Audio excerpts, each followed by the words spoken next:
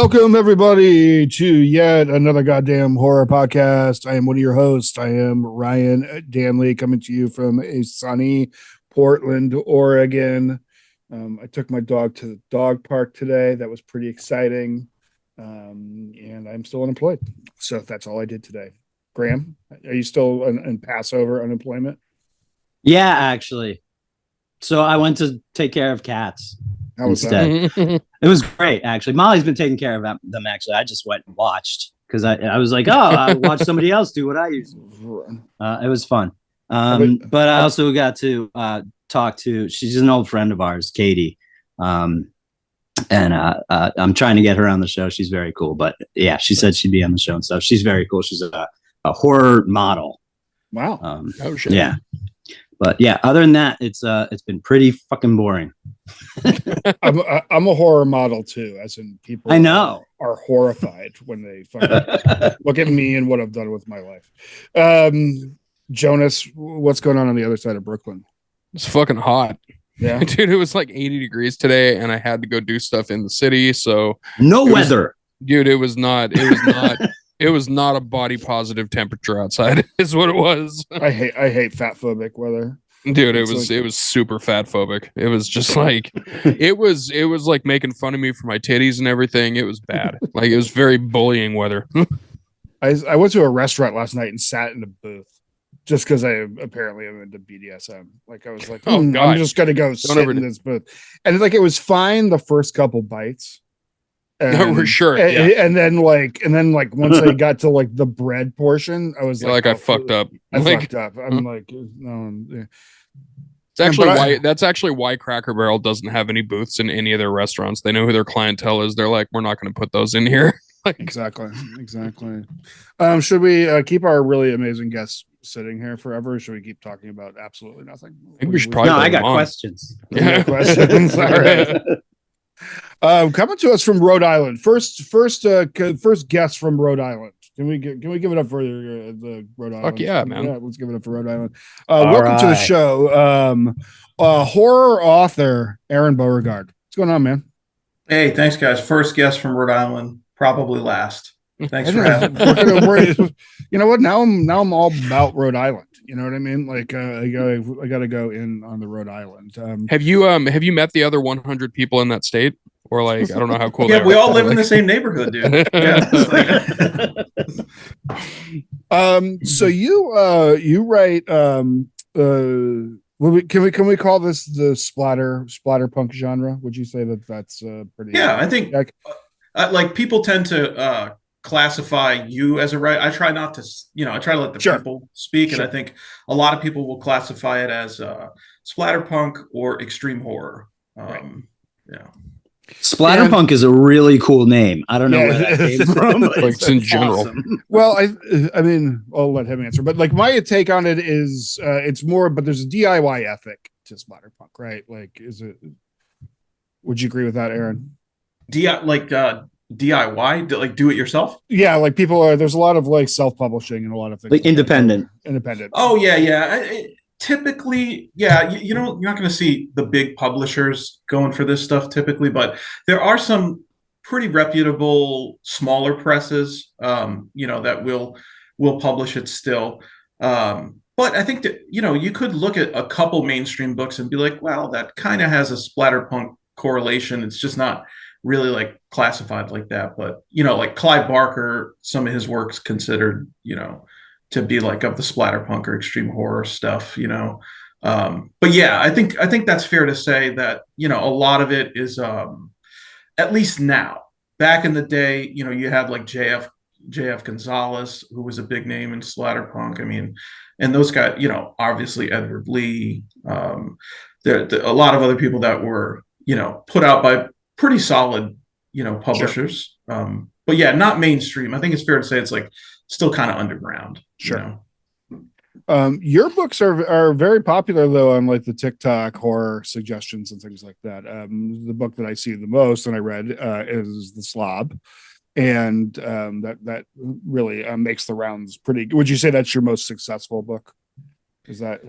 I think like if you're talking historically, yes, but I think the Playground book that is the last thing I released. That one's kind of had that same explosive reaction, thank God. You know, so yeah, it's probably I would say between those two right now. Well, I read the Slob and I think it's absolutely fantastic. Sorry, go ahead, Graham. Oh yeah, I was gonna ask, how many books have you written? I think if we're talking about, you know, not including like an anthology where I have one story, like full books of me, or collaboration, like of me and like one other person, probably like 22, 23, something like that. That's pretty rad. And so you started writing young, right? I did, but really I had no fucking clue how to do any of this. And even, you know, I didn't really start publishing my stuff until relatively recently. I mean, maybe like, it's been a wild ride. Maybe like in the last 5-6 years, I've been publishing. And then kind of when I did that first one, I was just like, oh, there was no turning back. I was like, I just like doing this, even if nobody gives a shit about it, you know? Sure. And then 2 years later, I'm now, you know, even 2 years into that, I was writing full time. Like that's how crazy it happens, you know? So I mean, like it's funny how because like, you know, I freelance, I write for the Hard Times and for a couple other things, and it is funny, like I never, because like I didn't go to college or anything, you know. Neither, man. Yep, and I always thought, and a friend of mine who was a writer, a woman that I knew, I told her once, I'm like, oh, I always write these things, but you know, I never went to college. I never did. She's like, you don't got to do any of that. Like, you just write. And I'm like, oh, my grammatical. She's like, oh, that's why there's editors, dude. Like, she was like, just like get a good editor and like and keep yourself in line, and you can if you have great ideas, you can become a writer, and it's a cool thing, you know. Yeah, you really just need somebody to kick you in the dick and tell you, listen, these parts suck. You're fucking stupid because you don't know first grade grammar. And then eventually you will pick up on it after that mental abuse. It's just going to be cyclical, and you just keep doing it. And then before you know it, you're like, oh, I'm actually like a decent writer now that has cool stories. When I used to be like a pretty shitty writer with cool stories. You know, I remember like the first book I wrote, someone was like, there was a review and I was like, this is pretty accurate. It's like a fifth grader wrote a book of stories that had like really cool ideas, you know, like that's what this guy's like. And I'm like, you know, that for my first book, I think he's right, you know, but then you continue to grow and like that's all it is. It's just that repetition and like breaking through and learn. Like it's hard to take feedback initially, like, because whenever you're creating something, you know, you're like, well, this is my story, you know. Sure. But after you do it a few times and get just shit all over, you know, just let somebody shit all over you, it's great after that. You know, It really works. Jonas and I are stand-up comics, so they we know all about getting bullied into something being enjoyable. I'm just sensitive, so they fling shit at us every chance they can. Right. So what have you always been like a horror guy? Was it always like, I mean, because like so the two books I've read of yours, and I started I got 3 right here, and I got Playground actually showing up tomorrow. I was supposed to be here today, but thank you. So I read the Slob, which I really, really fucking loved, and I read Yellow, which I absolutely loved, and now I'm starting Son of Slob. That came. So I'm gonna do Son of Slob now. I finished the Slob today, and I have a beef with you, sort of, about first of all, your writing is fantastic. It's so like just graphic, but like I don't know. It was the brutality parts seemed to drag longer for me. It was just like rough to get through, but it was great. But you said fresh drippings at one time, and now I'm so fucking mad because fresh used to be a good word. I like that. And drippings of whatever, but like to get now that was so gross. Put those together without you know, and that's just a really great And I was picking up on a lot of stuff like that, but like fresh drippings was one that I was just like, crap, it's gonna stick in my head forever. That's words that you can feel. Like literally, you're just like, oh, I'm gonna feel fresh drippings now. Jesus Christ. Yeah, I'm about halfway through. And I love the sort of the post, at the end, the sort of the seal. I don't know, the kick, whatever. Would it be a post credit scene almost? I don't know. The end was really cool. Right. I really love the way it was brought around. I was like, oh, that's fucking dope. Yeah, it's a pretty crazy story. It's funny though, like how people will pick up on just certain like little things, like little verbiage. Like in the Playground book, I get constantly tagged by women saying, "Oh, fermented beaver is my new favorite word." Yeah, because I use it to describe an old lady's pussy in it, and they're just tagging me. They're like, "Oh, fermented beaver." Like, just like this is fucking hilarious. Like, so how fun is it to write this? Because like this is just like, because the thing about it is like, so like I'm on Goodreads and you read you read the reviews and the crucifixions. Yeah, well, and it's just like, I think like, I'm going to be honest with you. Like, it's not that much more like violent or grotesque than like horror comics than I read growing up. You know what I mean? Like, it's just kind of like, like the violence in it. And like, I don't know if is so like absurdly over the top that it's like, it's just like that. It's not like a book that I'm going to recommend later is on the recommendation. Actually, I'll just talk about it now. Like Exquisite Corpse, which is another earlier 1990s splatter punk. Like the descriptions of the crimes are far more serious and far more like you're like but your books are like there's it's funny to call it fun, but it's fun. You know what I mean? Like it's like it's like there's it's like Terrifier 2. Exactly. It's like it's that over the top. That's what splatter punk is kind of like. Right. You get that over the top, almost violence, and it almost becomes comical at points. And then whereas like in extreme horror is more like that's more like serious and like sort of grounded and stuff. I think, but it goes with that granular detail.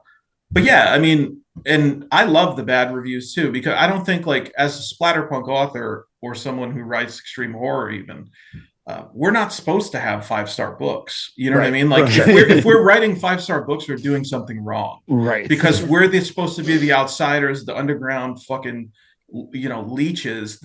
You're supposed to be giving the people society, dude. Like, you're supposed to be giving the people that don't want to read those books their books, their 5-star books.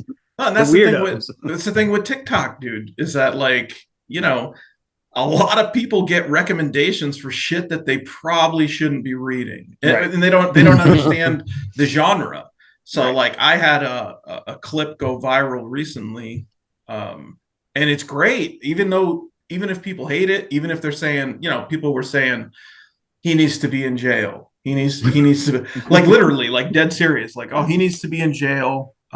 He's a piece of shit, all these things, but that's what we do, right? Like that's the point. That's what they don't get is that's the point, that reaction, right. The Slob was the first splatter punk that I've read, and I'll say like I didn't know really what to expect. I knew it was extreme, and as it was getting more extreme and sort of just kept breaking every ceiling, I was sort of at one point I was like, what's wrong with this dude? Like, there's something off. Like, is this like, that's all that's and then like, as it sort of opened up and the story rolled and stuff, and then it ended, I was like, oh, this was really fucking great. And like, sort of like a haha at the end. Like, it's kind of fun. Like, I don't know.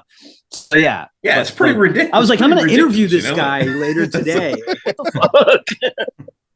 Well, it's like I said, I'm roughly halfway through the Slob, and like a little past halfway. And what I've read so far and what I like about it is like I like descriptive stuff. I like the more descriptive, the better. Like as far as I'm concerned, especially like if you can write something like Graham was saying, like if you can write something that fucking sticks in my head as a visual like that, like I'm on board 100%. So this is like this type of writing and the type of stuff that you're doing is right down my alley. Like it's something I'm super. Oh Jesus, the stoked on. hot dog penis too. That shit was brutal. Dude, like it's fucked me up. Here's the way I look at it. I kind of look at it in the same way that you look at certain body horror movies. So like if you look at a movie like say Society or pretty much anything from Brian Usna, like when you see the visual on screen, you can feel the textures of the visual, like you know what I mean, like looks wet, it looks sticky, it looks like bubbly and like shit like that, and it's stuff that you can feel, where it's the same thing like when the words that you're putting on paper, it's the same thing, like in your head it's harder to do with just words, I think, too. It's way harder, but when you pull it off, it's like, like I can fucking feel that, like it's great, like I love that, like if it kind of makes my skin crawl, I'm way into it. I'm like yeah, totally. Kind of gave me the icks, like I love that. Yeah, I feel the same, dude. Like that's the stuff that I always liked when I was younger. You know what I mean? Like I like this, the shit we weren't supposed to watch, or the shit that everyone was like, no, like that's banned. You know what I mean? Like that stuff. It just it gives you that morbid curiosity. You know what I mean? It's like you gotta fucking see it, and you gotta just give yourself all this trauma early on in life, and then you're a fucked up person. And then we can make we are. We can make careers out of it. I really enjoyed Yellow, just because it's a little bit of a different take on. It's like I would say it's like a little. Clearly, it's a. Because you bring it up in it, it's at the beginning. It's a Death Wish homage, but it's got a little falling down in it too, and a little. I would say even some more modern, like what's that movie with Clint Eastwood where he's pissed? But like Gran Turismo. Gran Turismo. Not Gran. No, wait, Gran Torino. Gran Turismo is. That was awesome. I was close. You were. I also love that you just said, the Clint Eastwood movie where he's pissed. It's like, dude, he's 170 years old. He's angry. I knew what you were talking about. But Yellow is a good book about a guy who I can't even get into it without spoiling it together, but like he's shit goes bad for him and then he reacts strongly. It's like the Slob, as in it has the escalating violence and graphicness of it, but it's a little bit more noir-ish, like sort of detective, I guess. Yeah, no, I think that's fair. Like I kind of wanted to blend like those, almost like a Dick Tracy kind of weirdness, and then with that revenge crime, like those Death Wish movies, where his family just gets raped and killed in every movie. It's like it's ridiculous. You know what I mean? Like at some point you would imagine he just like a family wouldn't want to get with him. They're all raped and killed. But so I love that, and they have great replayability. And so I was like, man, I just want it. And the Death Wish movies are savage too. Like if you go back and watch them, you're like, whoa, this is actually like fucking kind of ahead of its time, right? For some of these things. And I wanted to blend that like horror elements, that noir element, and then just like that over the top fucking revenge crank to 11. And and that's another book that's kind of had like a little bit of viral success too, which is great, because people read it and they're like, yeah, I really wasn't expecting this, Yeah, exactly. Because he gets pissed. Like I feel like something that comes also with books, especially with books, is that if you can truly catch somebody off guard as a reader, like you can truly give them an experience that they weren't expecting, that's going to stick a lot harder for a reader than it is for somebody watching a movie. Because when you watch a movie and that thing happens, it's kind of just, it's done in 10 minutes. Like, you can also miss stuff. Yeah. And that's what I'm saying is like with a movie, like regardless of whether it's a fucking 3-hour Ari Aster movie or like a 30-minute short film, if something catches you off guard, the next scene is happening soon.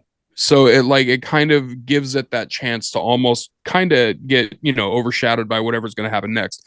Whereas when it's in a book, like the reading takes longer. Like it takes more to, it soaks in more. Like, so those type of things like that, I feel like makes fans in books a lot quicker and a lot more loyal than it does in movies. It's more intimate too, because like you're forcing someone to picture it, and that's why like Yeah. people get really like, I hate to use the word, but they get triggered over like stuff like that, because like it's them that's generating the imagery. You know what I mean?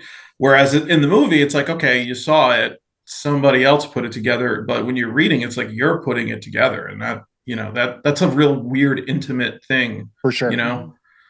I mean, reading's crazy. I've been like, I'll be honest with you. Like, reading's wild. No, but it is though. I mean, but we like, just figured that out. 2023, baby. Like, but it is kind of like, well, so I read for my whole like life. Like I always was reading books and things like that. And then once I got a smartphone and stuff like that, I actually kind of like, it's not that I quit reading. I just wasn't reading like I used to. You know what I mean?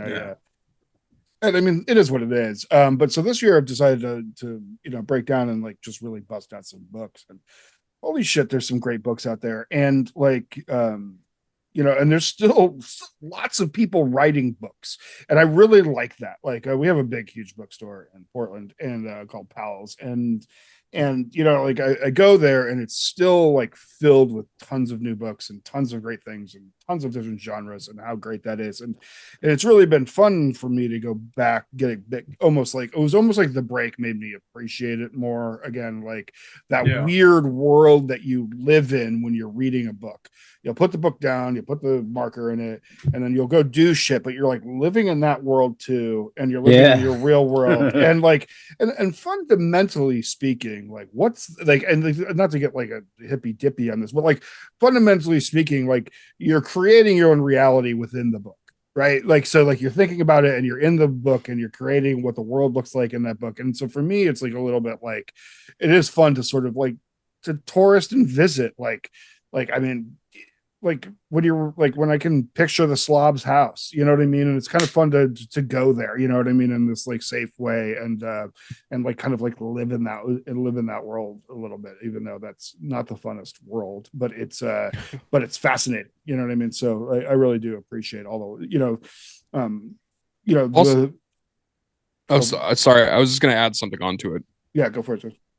The thing that you said about it being a more intimate experience too is like I feel like it's different when you interrupt somebody reading a book compared to when you interrupt somebody watching a movie, because you can pause a movie.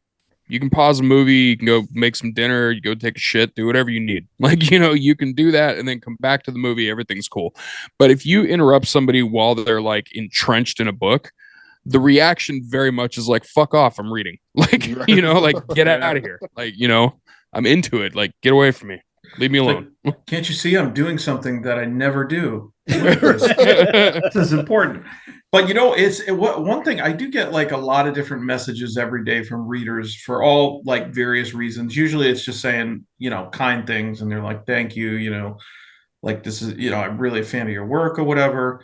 But one thing that's really cool and I take pride in, it kind of relates to this, is that, some people will reach out to me and say, you got me back into reading.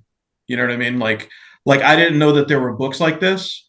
Like, because I don't know. I think there's something about my books. It's like the way I write them, it's like easy, I'm not saying it's not like dumbed down, but I mean, like, it's just easy for people to digest, I think. And so I get a lot of people reaching out to me saying, either you were my introduction into Splatter Punk, which is fucking awesome because, it's been around for so long, but it's an underground thing, or you got me back into reading. And I think that's cool, because it's just kind of a lost art, unfortunately. No, and I think, and I totally agree with that. I think that, I think your books are page turning. They're fun.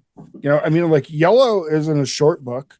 And I cranked through it in probably a day and a half, and it's just because it's just like you turn the book, you just turn the pages, and next thing you know, you put away 20 pages. Where like sometimes it's like, I like sometimes like try to be like a smart guy, and it's in only read like these really sophisticated books and things like that, and those can be such a tear that it keeps you away from it. Where like Yellow, which isn't, it's not that it's not sophisticated or anything like that, but it's readable and it's approachable and it like, you know what I mean? And like I think that that's a, you know, for a lot of people who aren't reading, a book that you can just sort of like knock out and have some fun with and read. Yeah, it's kind of like a junk food for the brain almost, you know, Sure, like exactly. it's just for fun, you know, like when you sit down, you watch those fun, like that's the same reason we all watch horror movies too. I feel like, you know, Sure. it's because like we either, you know, just want to kind of get away and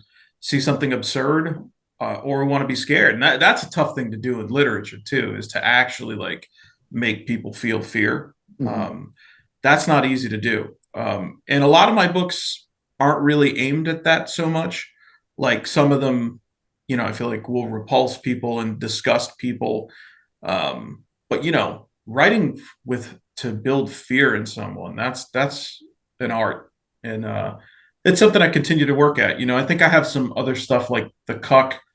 That one's kind of like a real like creepy fucking book, you know? Like that one I feel like it's lower on the gore and more on the psychology elements. And so it's kind of fun to write that whole range, I think, you know. No, absolutely. I also think like if you look into the different types of horror writing, like it's kind of like horror films. They fall into subgenres, you know, they fall into different types of like the same thing. So you got like your style, just from what I've read so far, is purely entertaining. Like, and what I mean by that is like the descriptiveness, the visuals that you get, the stories, the everything about it is purely an entertainment thing, which is a good thing. Whereas you have sometimes, that's why I think when people talk about being fans of like Stephen King, sometimes Stephen King, that's fucking hard to get through, because sometimes Stephen King takes 100 pages to describe a lawn, you know, like sometimes he's really trying to paint a picture, and sometimes that shit's not entertaining, and you know, you just hope that the end game is. But like more, that writing style is more for a fear-based thing, like he's writing to try to scare you, like that type of a thing. Whereas like with yours, again, yours is fun, like even if it's disgusting or even if it's, you know, like creepy or fucked up or whatever, yours is legitimately fun. Like it's fun to read. Yeah, well, and I appreciate you saying that. Oh, go ahead, Graham. Sorry. No, just the like. Sometimes you just want to be alone, like we were kind of getting at and stuff, like and intimate with the book and stuff. And when you read when Ryan was saying, you know, those like high end books or whatever, the popular New York bestsellers and stuff, you're gonna get a lot of people, if they see you reading it, be like, oh, what do you understand that? Do you get that? What did you think of this? Like, how does this make? And like, if they see you reading The Slob, they're gonna be like, I don't want to talk to you. Yeah. They'd be like, you're a terrible person. Be like, what are you reading? This. And they'd be like, never mind. I had somebody complain about that too. They were just like, does he not make like covers knowing that we want to read this on like the subway or something, and like not fucking be looked at like a freak? And then I'm like, you know, my mom used to make book covers out of paper bags. You know, like I'm just right. You know what I mean? I'm like, you know, that's a free solution for you. But you know, it's my kind of way of saying, you know, like we don't give a fuck what you think other people think about you. You know what I mean? Like some people want the fucked up cover. You know? Yeah, that's me. You're talking to me. Like, you know, I always like when I saw crazy shit. You know, like I saw the cover of I think it's Playground. And it looks like it's a slide. Looks great. Yeah, dude, it looks like it's a slide made of fucking entrails. And I'm like, I want that cover. Like, yeah, I want people to look at me on the subway and be like, don't fucking sit next to that guy.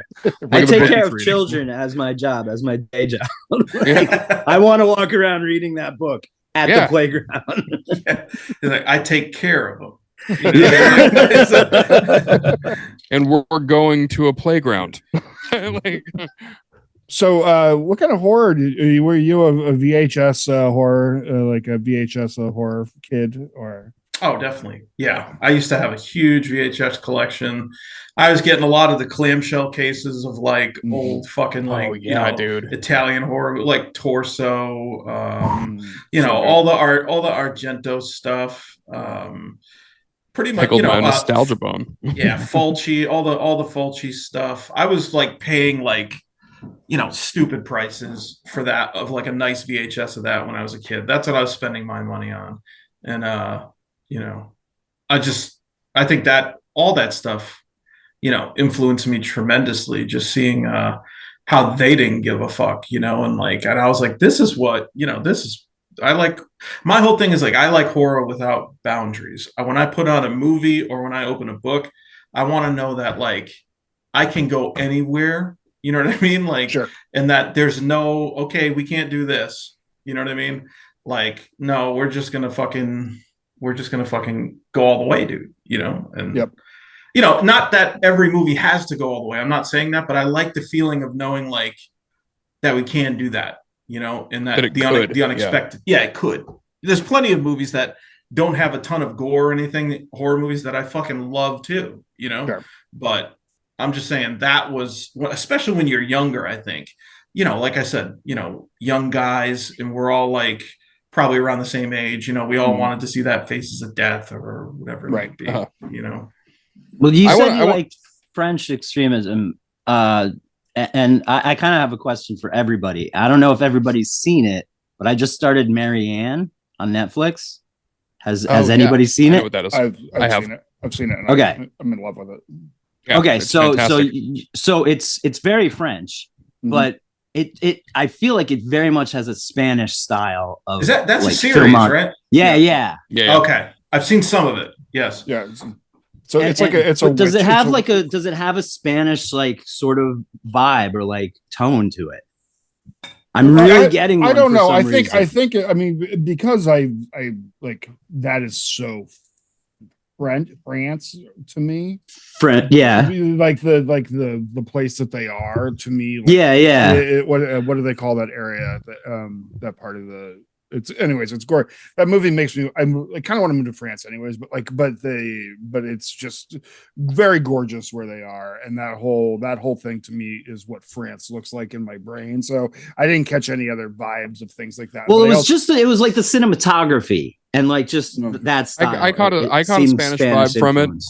I caught a Spanish vibe from it, and I caught a early Del Toro Spanish vibe from it. Like, in the sense that like not the like body horror type of shit that Del Toro does, not like that stuff, but his earlier cinematography, and also when he does movies that are not heavy on like creature effects and stuff, when he does like Crimson Peak and shit like that, right?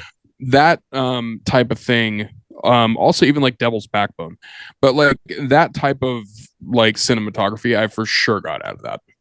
Okay, that was just a question I thought. Sorry. No. You like French extremism though, Aaron?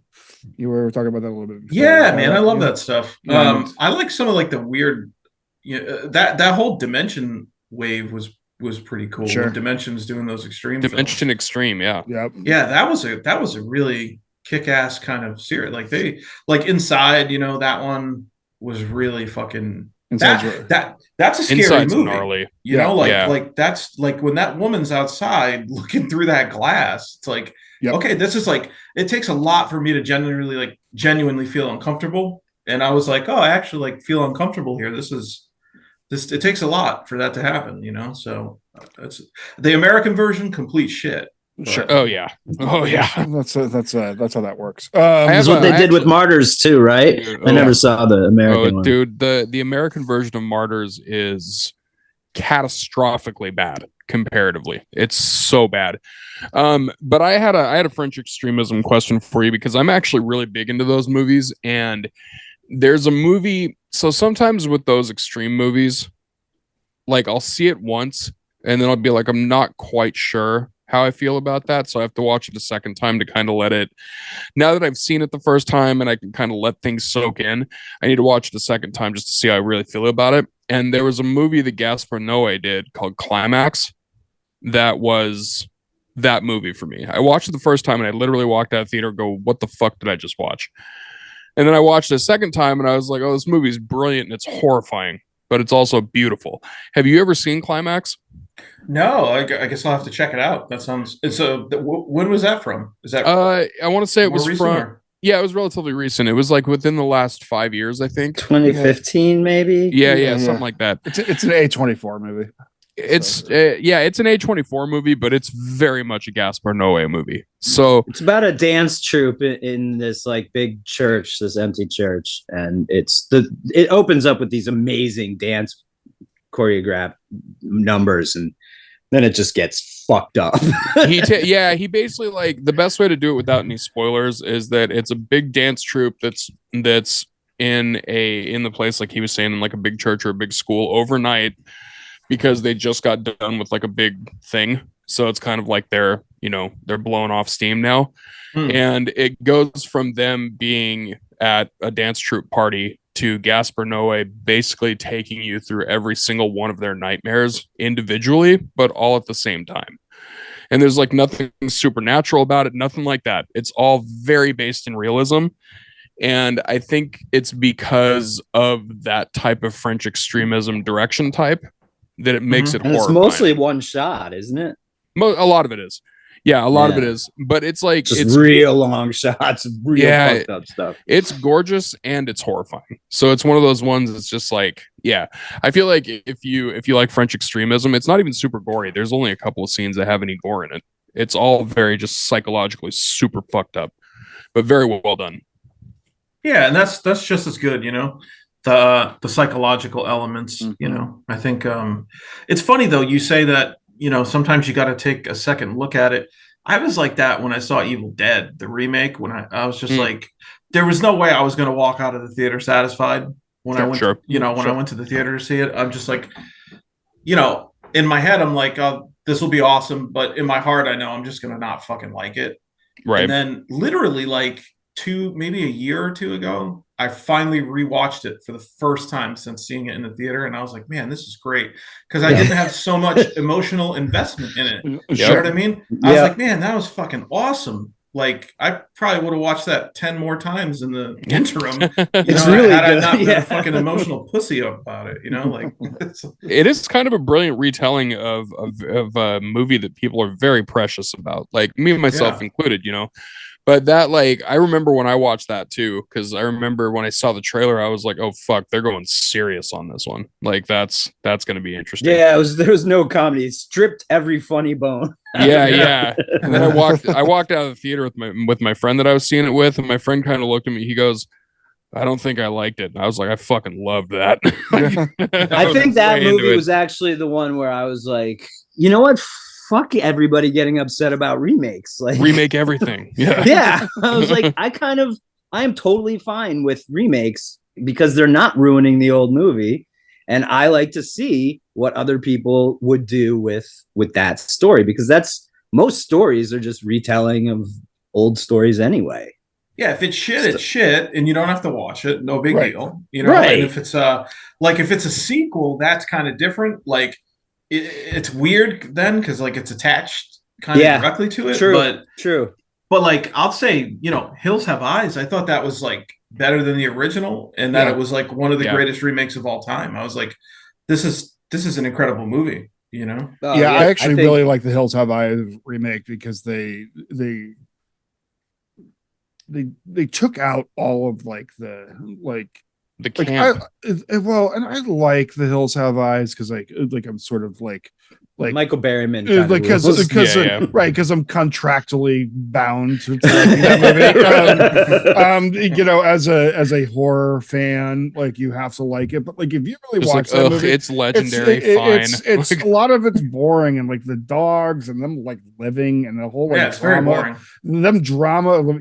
It's like sometimes you go back and you watch this, and there was just too much. Like, I mean, go back and watch Piranha, the original one, and you're like, it's like so much nothing, like at the beginning and the end. Like, it's like the story before it, you're like, this is just way too much. Like the whole fucking factory up in the anyways, and it's just like, and it's the same with they tried to make it Jaws. yeah, and it's the same with The Hills Have Eyes. So like being able to like take The Hills Have Eyes and like go, okay, this is what people really want from these films. Like, you know what I mean? Like we're just gonna boil it down to like, I mean, actually your books are kind of like that too. Like there's not the fucking ton of fluff. You know what I mean? It's like, here's the shit that you came for. You know what I mean? Like, like in Yellow, I mean, there's like 10 pages of the dude's life, which is great because you were able to world build in that entire time. But then we get like right into the action. You know what I mean? You got like Satan worshiping gangsters and like all this shit. And like it's yeah, so that's I think sci-fi remakes are killer. Yeah. The Fly and the body Invasion of the Body Snatchers, all superior. The Blob. Oh yeah, definitely. Yeah, they're hitting home runs left and right. I think going back to what you said though, real quick, because you made an interesting point, is that I don't tend to use a lot of fluff, but one thing I do is I try to make the reader feel a connection with the character, because if the character gets hurt or something bad happens to the character, and in the Slob, you see a lot of that early on. It's like about the filth that she had to deal with and like her own life, right? And then when people are invested in that person now and they're feeling, they're sympathetic toward the character, then when you hurt that character, they feel it and it pisses them off. Right. You know what I mean? Or it bothers them. And then they remember that. So like when they leave that story, it left an impression on them for better or for worse. You know what I mean? And that's the thing, is if you can have I'm fortunate that many people who review my books talk about a physical reaction to reading it, where it made them gag, or I had several people told me they threw up reading the book.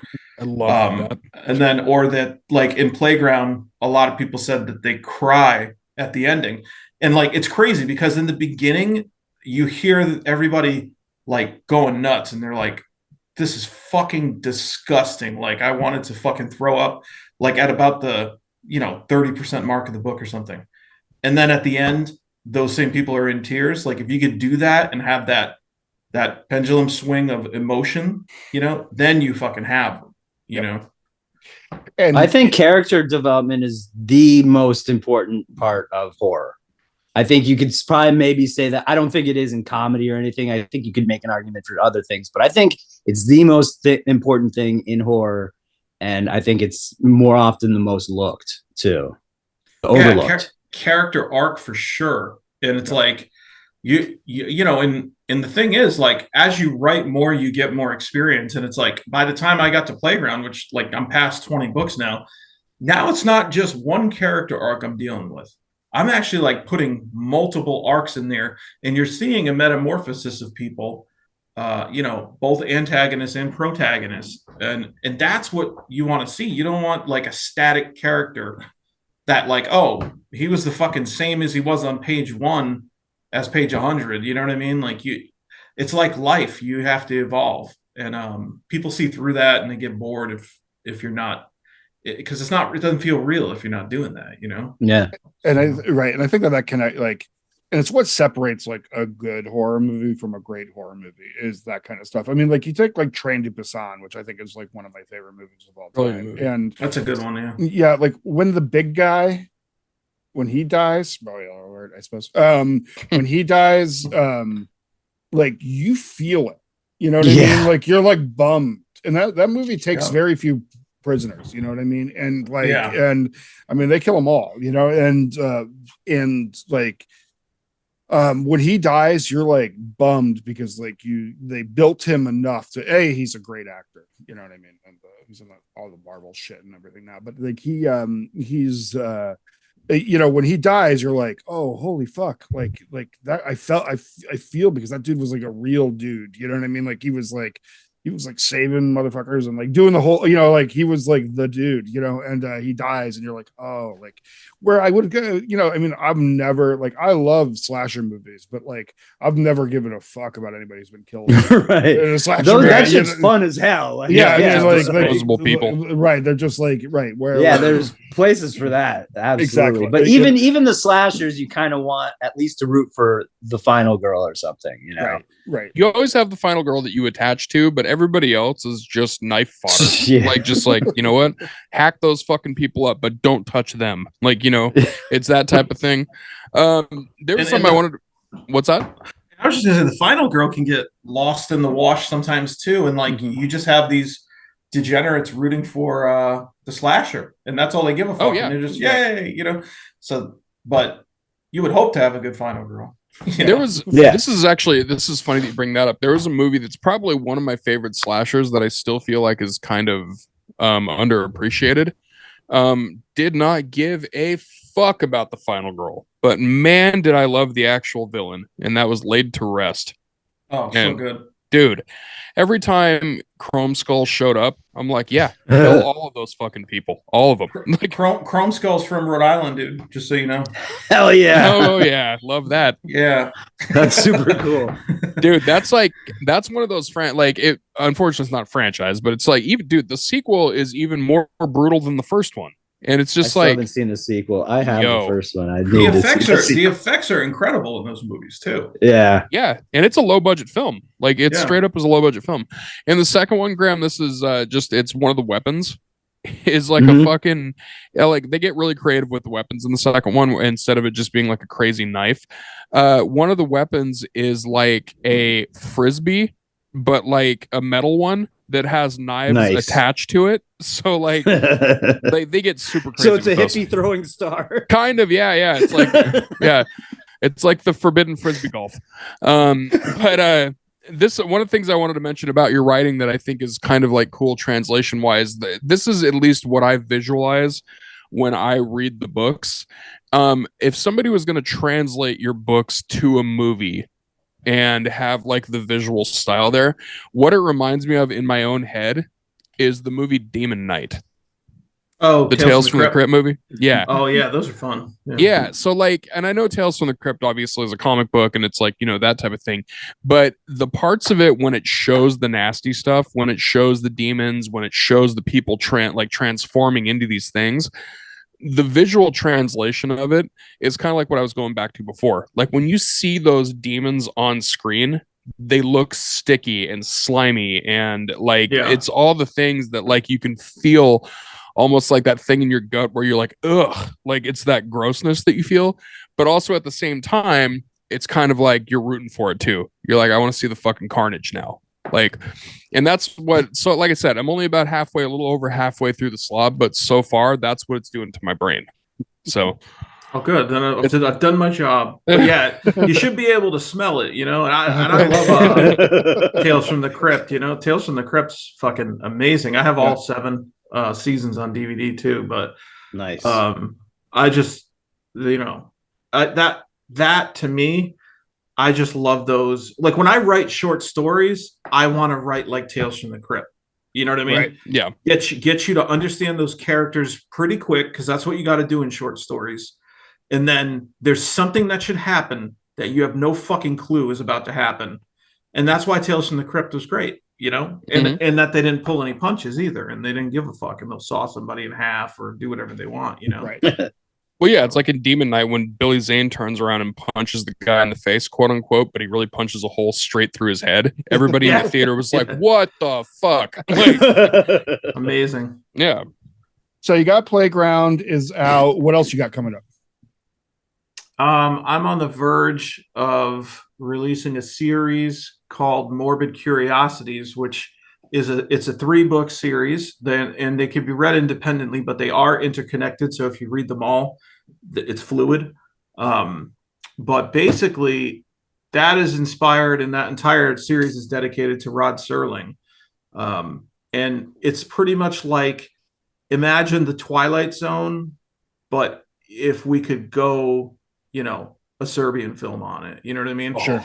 But it's got that, but it's got like a Twilight Zone vibe to it. It's weird shit. You know what I mean? And I just love Rod Serling, and he's an incredible writer. I just love watching like old interviews of him fucking smoking cigarettes and talking about weird shit.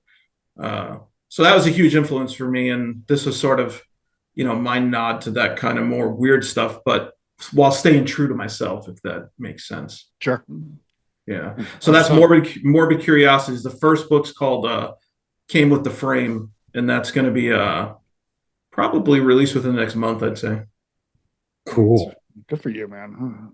Yeah. Thank you. Came with the Frame, and that.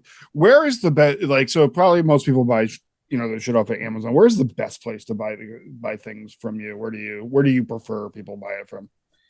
Well, I'll say first, I appreciate wherever they find it, wherever they buy it, and whatever's most convenient for them is what I prefer. But if you want signed stuff, and I have like merchandise, like hats, T-shirts, bookmarks, magnets, all different kinds of shit.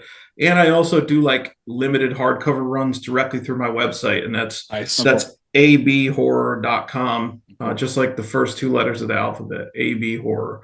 Nice and simple, because I'm a dummy. I can't remember anything more than that. So I figure I'd make it easy for everyone as well. Awesome. Well, do you think you can handle the Sinister Six opinion questions? Do that Graham will dole out? Let me take my pants off. Hold on. Might need those pants off for at least one. We're not sure. All right, Sinister Six. First question: Freddy or Jason? I'll go Freddy, I guess, just because there's more you could do with it, Sure. For sure. What's the difference between thriller and horror? I think horror should be a sense of dread that you get at some point while you're watching it, or maybe repulsion even. Whereas thriller, I always picture thriller more like there's a certain level of tension, but not necessarily fear, but you are on your edge of your seat waiting for some shit to happen. Dread, I like that. Yeah, I like that. Love Dread. What horror also a movie... good remake, by the way. What horror movie influenced your taste the most? Wow, that's a tough one. I might just have to say like Pet Sematary, just because I saw it when I was very little. Like I saw it when I was a little kid, and it did terrify me. And that movie was like pretty over the top when you consider the time it came out, Yep. Yeah. And the fact that a child was murdered on screen in it, and a child was murdering people on screen. Yep. And like, that's the type of shit I do, I go to that level, so I think that one had a huge influence, It's a great fucking movie, and it's really good. Zelda still like one of the scariest. I've searched for him to try to get him on the show because it's a guy who plays Zelda, and like he does like some like community theater project in like Maine or some shit. And I've tried to get just an interesting story.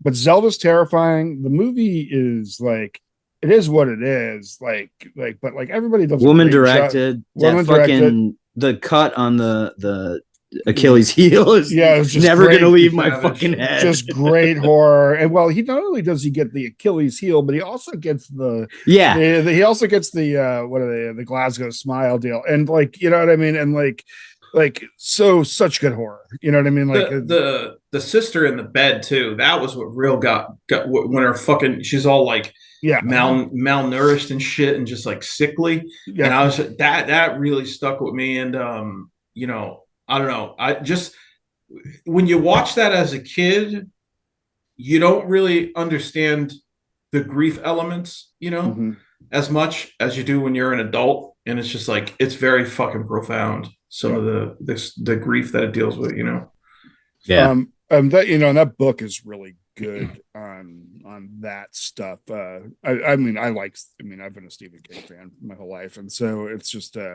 that book is also a fun, actually page turning sort of. It's a great book. All right. If you could erase one movie from existence, what would it be? It doesn't have to be horror. Oh, it doesn't have to be horror? No. No. Oh, man.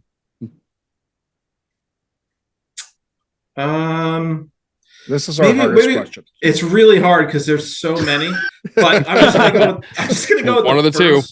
The first one that came to mind, and let's go ahead and say Rob Zombie's Halloween 2. Oh yeah, Oh, that is one of my. That's like an A+ across the board. Yeah, now? that's like you just It's like $1 million ding ding ding. Yeah, that's because we have hated that movie for so long. That's actually my. That was choice. Ryan's answer. That's my answer for this question. Actually, both of them. But we furiously hate that. Yeah, so incredible. I literally I hadn't seen them in a long time, and you buy one of those mega Halloween packs that has all of them, and it has that horse shit too. So I put it on, and I was literally like almost in tears laughing, like when some of these fucking flashback scenes were occurring and like the horse and shit. I was just the like, white unicorn. This is insane. Yeah. I was like, this is fucking incredible. Like, but like how can you fuck this up so bad? Like that's like my thing. Like it is not a challenging story. I mean, it's going to be honest with you. Like the first Halloween, basic story, right? The first Halloween, of which we all love, like 3 people die. Is that? I mean, like it's not even like that. Like fat. Like I mean, yeah, it's like all you had to do was like make him creepy, show up, and cat and mouse the whole thing, and that was it. But they did everything like they showed his face. And he just looked like a roadie. Dude. Like some dude. Just a guy. You just can't make him a dude. He's got to be like. Anyways. He looks like his name is Mike, and you can't call him Michael. You know what I mean? Like if you call him Michael, he's like, don't fucking do that. My mom calls me that, and my mom also fucked my uncle because this is a Rob Zombie movie. Like it's just fuck. God damn it. And that dude doesn't understand character development. That's my biggest gripe. Well, all of his characters are the same, and they never change in every movie, and then they never change. Yeah. It's like everything is a white trash hillbilly. Right. And also, no, I think he got the aesthetic well. I think he got a certain aesthetic down pat, and he has no heart in any of his movies. So well, his movies do have a certain look to them, and I think they look cool. Like right. I think like the aesthetic, like you said, it has a cool look, but 100%. It's just a lot missing from some of them, Yeah, I like some of them, I have to tell you this, Aaron, before we move on to the next question. I have to tell you this. Oh yeah. I have a mental illness now where I will collect every part of a franchise if I buy more than 2 of them, and it's in a franchise. Like if I buy like Texas Chainsaw Massacre 1 and 2, I'm like, God damn it, now I got to buy the other 7 because if I don't, I look at my Blu-ray wall and I'm like, there's fucking shit missing. So there was nothing that was more sad than when I had to spend actual money to get Halloween 2, because I looked at it, I was like, please tell me I can find this fucking thing for like $2. Like that's when your roommates need to stage an intervention. Dude, I was like, and this is the thing, I did give myself a limit. I was like, if this is a full price Blu-ray, then fuck it doesn't go in there. And I found it for like $10, and then I bought it, and then I got it in the mail, and I was like, dude, fuck you, Jonas, what are you doing? And then I put it in my wall, and I had that little bit of satisfaction where I was like, okay, it's complete. And now every time I look at it, I'm like, you piece of shit. Halloween 2. How dare you? You just gotta be happy. Dude, you just have to be happy that Halloween 2 Rob Zombie version didn't come out like back in the day on VHS, because then you would have had to buy it on DVD, and then when DVD was obsolete, you had to buy it on Blu-ray, and then 4K, and then whatever the fuck else they're gonna do to us next. Fucked. So fucked. Are ghosts real? I think so. I think there's I don't have any like definitive proof or experiences that I could say are absolute. Like I've had some weird things happen, but nothing that I could say, yes, 100% it's true. But I tend to lean toward the possibility, I think there's maybe a little bit more evidence that it does exist than that it doesn't. When you look at certain things like the children who remember past lives, shit like that, I mean, anybody can manipulate video and stuff like that, but there's definitely like certain cases, and you may hear it from like relatives and things, stories that are passed down to I think there's more of a possibility that there's something there than not. I like that. Yeah, I pretty much like that agree. answer. Yeah, not. I don't think not by like a ton. You know what I mean? Like I'm not. But I'm just saying. I think overall, there's probably a little bit more. You know, I lean towards hope, and Yeah. and I have theories, but yeah, they're too crazy. All right, last one: Midsummer or Hereditary? That's a good question. I guess I'd probably say Hereditary. I thought Hereditary was a little bit scarier, and I like it's hard to scare me, you know, like, and I felt like certain levels of discomfort, but I'll say neither. I'll say the strange thing about the Johnsons. Oh, Nice work. Nice work. That's a Well well played. played answer, And- sir. and that well tracks. played. That tracks. Yeah, that does. So this is also really funny. I have a thing sometimes where somebody will ask me for a movie, and this goes back to the French Extreme thing that you like. Sometimes my friends will be like, "Hey Jonas, recommend a movie to me that'll fuck me up." And I always ask them 3 questions. Do you want to fuck your day up? Do you want to fuck your week up? Or do you want to potentially fuck your year up? And they're just they're like, hit me with a bad one. And I'm like, all right. Strange thing about the Johnsons is definitely one of them. Like I'll throw that at them sometimes, and whenever I do, they come back to me like, "You're a motherfucker." I'm like, "You asked for this. Like this is on you." First Don't 5 come minutes, to me with you know, like Yep. They do not hide what it is very quickly. Like right. But it's such a great shift in dynamic, you know. You just don't get that dynamic too much. And yeah, that one hits in a different way, you know. It really does. Well, excellent job on the Sinister Six. especially that last question, man. That was a curveball. well, and you got like the special, like if you get like he erased the correct movie. Yeah. Won the jackpot. What are we doing for recommendations this week, Graham? Oh shit. All right. Well, where was I? I already said Marianne. But that's old. So. I'm actually really surprised you haven't seen Mary. I just kept putting it off, and then one day I think we just finished something. I was like, oh, we've just finished Servant. Marianne is fucking it's so fucking good. It's love so fucking good. Yeah. It's like I think it's so actually fucking good. It's actually my go-to suggest when anybody asks Yeah, for like it's a horror and show. I knew like, that it was good. I've heard about it. It took me. I'm sorry. I've gone on a Cronenberg run. I watched Dead Ringers, Scanners, and Existenz, and just fucking go watch Cronenberg. I'm gonna watch Cosmopolis. I think it's called next. I haven't seen that, so I'm pretty excited about that. Have you seen Shivers? Yes, that's his first one. Yeah. And I think I can. That's available actually. I was looking to because I want to watch Videodrome again, but I can't find it anywhere. I've been listening to a lot of Paris, Texas, the alt hip hop group. They've kind of got like an Odd Future kind of vibe. It's fucking rad. They just released a song called Panic. It's a great video. Fucking check it out. They're awesome. Ryan, have you heard them? Yep. Okay. And I started listening to a lot of Brockhampton. I'd never listened to Brockhampton. And nice. Super into that right now. So cool. Jonas, what do you got? All right. I'm gonna pad the front end of this with with some before I drop a bomb on you guys. First one, musically, I recommend that you go check out Horror. Literally, it's spelled HO9909. And it's like horror hip hop mixed with a little bit of like trap. There's a little bit of punk in there too. It's like it's kind of crazy, but very cool. Listen to Horror's entire filmography or discography. I've listened to that a lot over the last couple days. Movie wise, as far as stuff that you can go out and watch, the Japanese remake of Cube. I just checked it out, and it fucking rules. It's very close to a shot-by-shot remake, but they changed just enough of it to make it viable as a remake and not have it be the same. And it does the stuff that I think it should do better than the original was. And because of the Japanese style of it, it's a lot more brutal too. So it like Cool. they did a really good job of it. And it like I saw it probably like a week and a half ago, but it just dropped on it's on Screambox actually. So you can definitely check it out on Screambox, or you can rent it, you know, and stuff like that.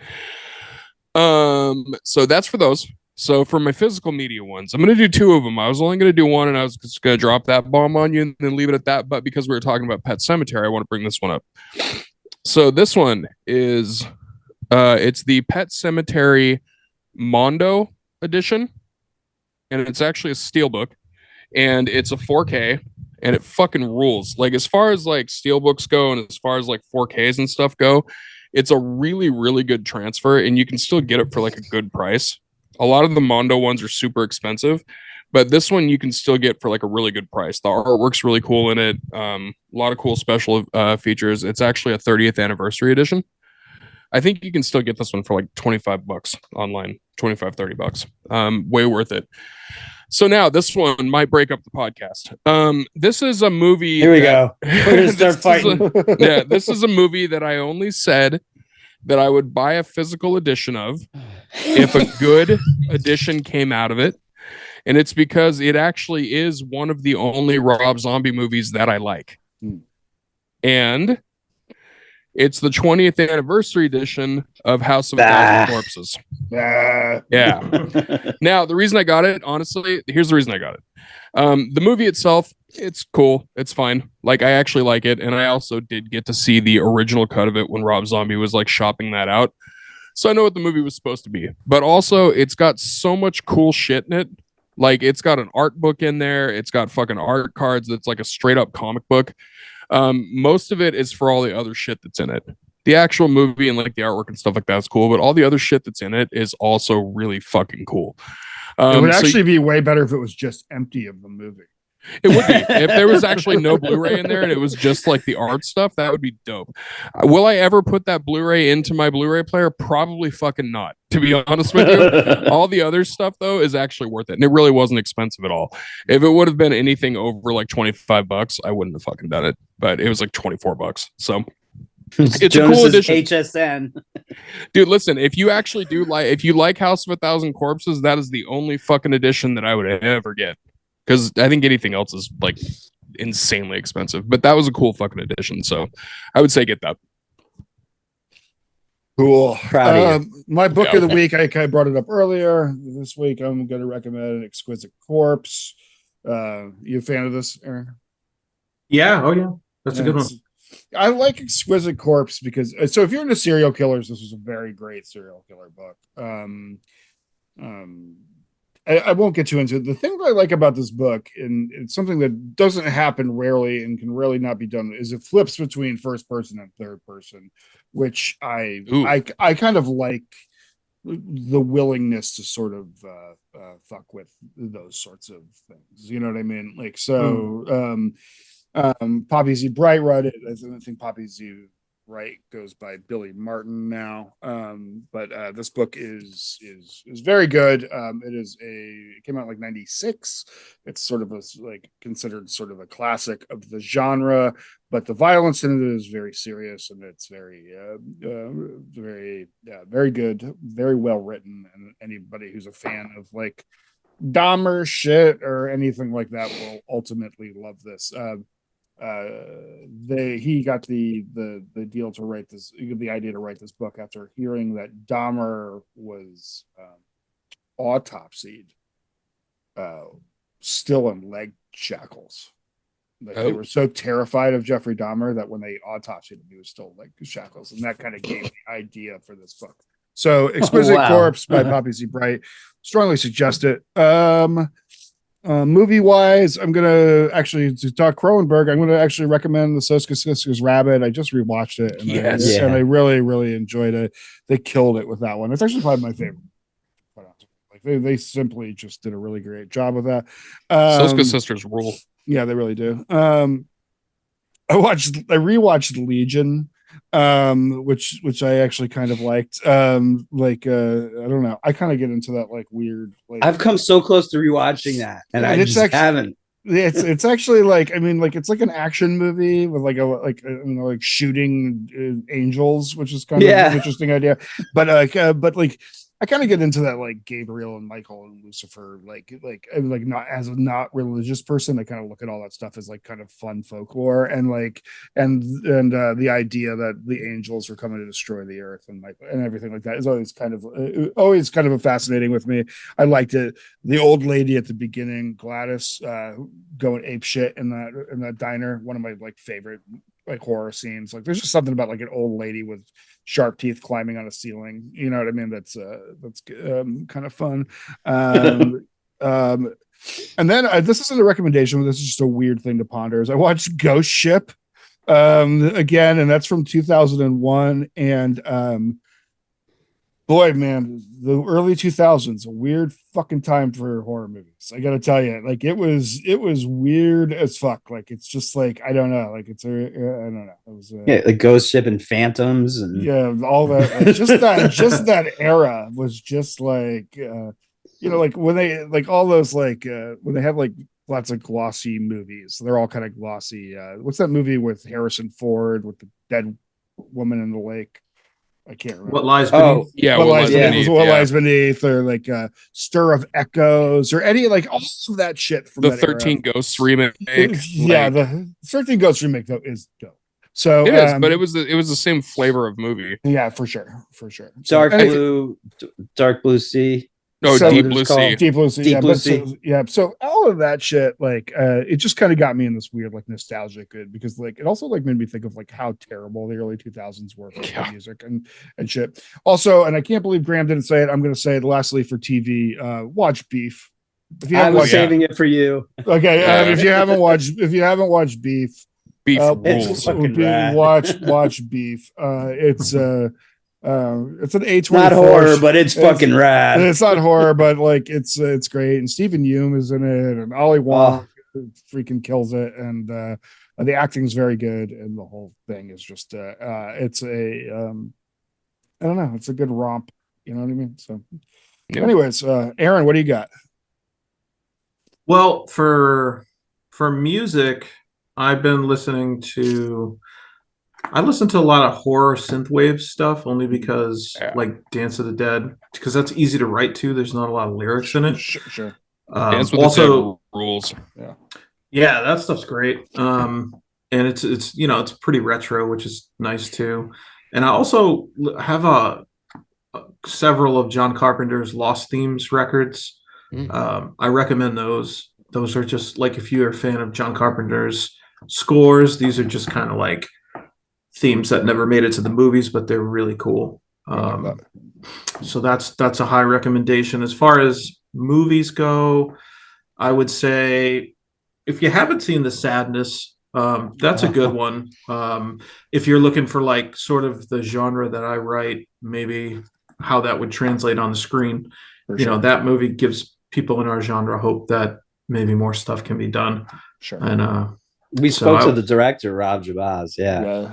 Oh, did you? Yeah, he was. That was a great movie. It's like it's if you like The Sadness, you're definitely gonna like Aaron's books. That is the truth.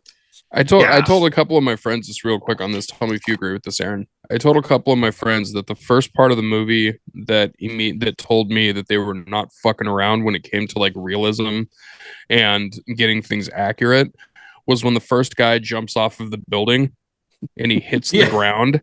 The fucking noise that he made and physically what he did, I was like, oh, they're going for real. Okay.